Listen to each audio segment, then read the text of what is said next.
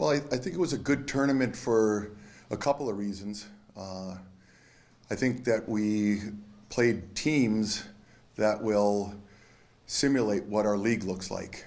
Very athletic, run up and down the floor, jump, defend. So I think that's what we're going to see coming up starting this week with our league. But I also think that, being fortunate enough to win the two games we won, it gave our kids another level of confidence and to believe in what we're doing. And if we continue to get better, there's going to be a day where we will be a team to be reckoned with.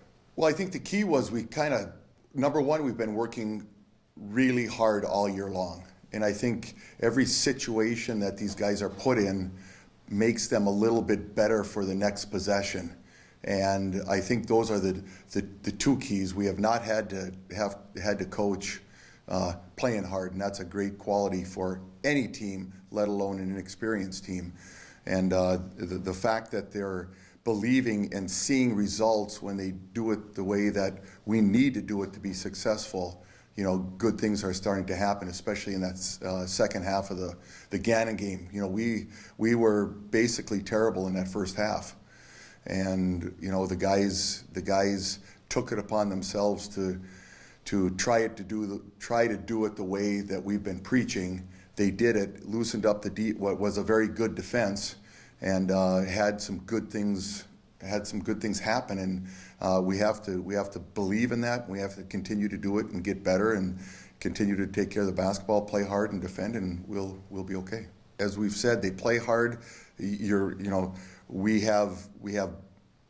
We haven't backed down to anybody. I think we're a little hesitant and tentative in some situations, but we have not backed down, and we've had the pedal to the metal with things that we can do, and that's what we're building on. And again, all these situations that these guys encounter throughout a game that are a little bit different than the last time just makes them better for the next situation. And we've really gotten a lot better, over the course of the last 2 weekends. We've leaned on Brian Heath as a senior to do things right all the time, and we've leaned on Dawson Bilski and Isaac Appleby because although they're only sophomores, they have the most amount of experience. And certainly it starts with those three guys, and they've done a fabulous job trying to do what we need to do. And the other guys are coming along, and those guys have to continue to lead by example and continue to lead by communicating. And the other guys, the freshmen, all the freshmen are again, I think I've said this before, they're like sponges. They really want to get better, and they're asking questions, and they're trying to do it the right way. And right now I feel really good, and I know our staff does, that we have a long way to go. However, the guys are trying as hard as they can, and they're doing what they can for this amount of experience or inexperience. Great question. What has to happen is throughout our offense, we try to put pressure on the defense and attack the basket, and they have to see all these different situations of what our offense can provide for them. We're just missing, we're missing layups for guys right now. We're missing post touches. We're missing wide open threes because the game is going a little bit too fast for them at this point. And once it gets slowed down, but they see the options, whether we make the shot or not, at least you're giving yourselves the best chance. And that's the biggest thing right now, is just seeing all the options that can come once we execute things properly.